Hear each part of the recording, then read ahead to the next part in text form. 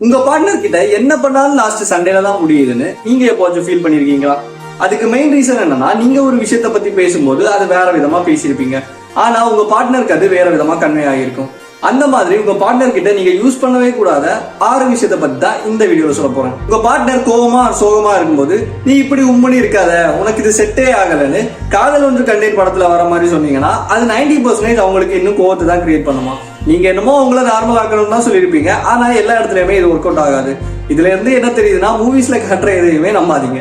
நிறைய பேர் அவங்க பார்ட்னர் கிட்ட வேங்கை படம் தனுஷ் மாதிரி நீ இல்லாம என்னால வாழவே முடியாது, நீ இல்லாம நான் செத்துருவேன் அப்படின்னு அவங்க லவ்வை எக்ஸ்பிரஸ் பண்ற விதமா சொல்லுவாங்க. ஸ்டார்டிங்ல இது ஒரு விதமான சந்தோஷத்தை அவங்க பார்ட்னருக்கு கொடுத்தாலும் போக போக இது அவங்க பிஹேவியர்ல நிறைய சேஞ்சஸ் கொண்டு வந்துரும்னு சொல்றாங்க.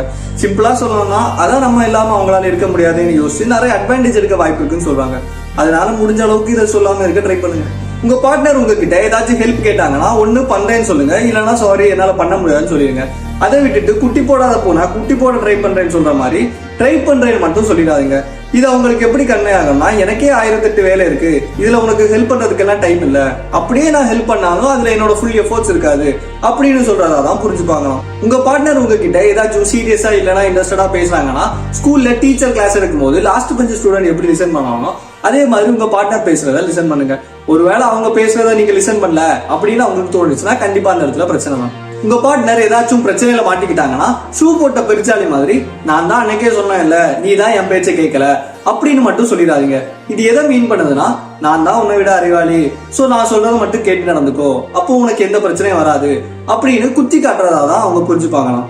உங்க பார்ட்னர் உங்ககிட்ட அவங்க பிரச்சனையை ஷேர் பண்ணும்போது பட்டிக்கட்டானுக்கு கிளியோபட்ரா கிடைச்ச கதை மாதிரி இவ்வளவுதான் உன் பிரச்சனையா, இதை விட நான் நிறைய பார்த்திருக்கேன் அந்த மாதிரி உங்க கதையை மொத்தமா கொட்டி தீத்துறாதீங்க. அவங்க மெயினா இதை சொல்றதுக்கு ரீசன் என்னன்னா, உங்ககிட்ட இருக்கிற கம்ஃபர்ட்டுக்காக மட்டும்தான். அதை விட்டுட்டு உங்க பிரச்சனையும் அவங்க பிரச்சனையும் கம்பேர் பண்ண அவங்க எதை சொல்லல. நான் இப்ப சொன்ன 6 விஷயத்துல உங்களுக்கு எது பர்சனலா சர்ப்ரைஸா இருந்துச்சுன்னு மறக்காம கமெண்ட்ல சொல்லுங்க.